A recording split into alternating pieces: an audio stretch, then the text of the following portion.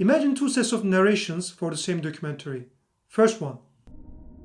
It's amazing how God has equipped this weird fish with an unusual weapon against its enemies. Second version.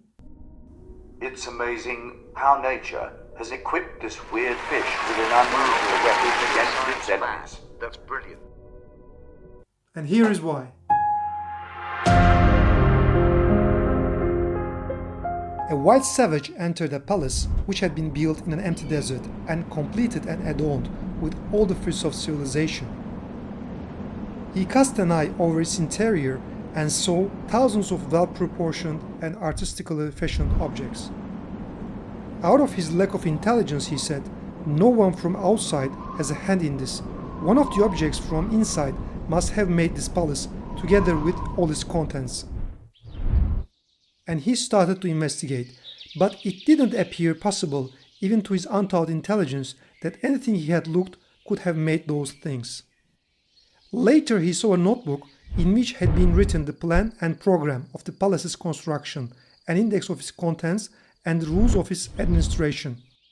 For sure, the notebook too, which was without hand, eye or implement, like the rest of the objects in the palace, was completely lacking the ability to construct and decorate the palace. But since he saw that in comparison with all the other things, the notebook was related to the whole palace by reason of its including all its theoretical laws, he was obliged to say, "There, it is this notebook that has organized, ordered and adorned the palace, and has fashioned all these objects and set them in their places." Thus, exactly like the comparison, a boor who subscribed to naturalist thought which denies God entered the palace of universe, which is infinitely more well-ordered, more perfect, and everywhere full of miraculous instances of wisdom than the palace in the comparison. Not thinking that it was the work of art of the necessarily existent one who is outside the sphere of contingency and shunning that idea, he saw a collection of the laws of divine practice and the index of dominical art, which are like a slate for writing and erasing of divine determining in the sphere of contingency, and like a constantly changing notebook for the laws of functioning of divine power, and are extremely mistakenly and erroneously given the name nature. And he said, these things require a cause, and nothing else appears to have the relationship with everything that this notebook has. It is true that reason in no way will accept that this unseeing, unconscious, and powerless notebook could carry out this creation, which is the work of an absolute dominicality and requires infinite power.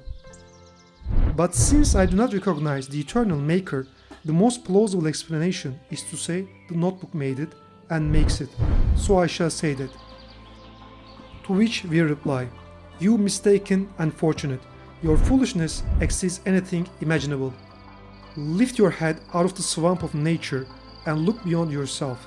See an all-glorious maker to whom all beings from particles to planets testify with their different tongues and to whom they point with their fingers. Behold the manifestation of the pre-eternal inscriber who fashions the palace and who writes his program in the notebook. Study his decree, listen to the Quran, be delivered from your delirious raving.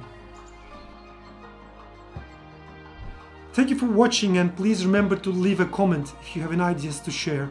And please subscribe so that we possibly meet again. Until next time, stay safe.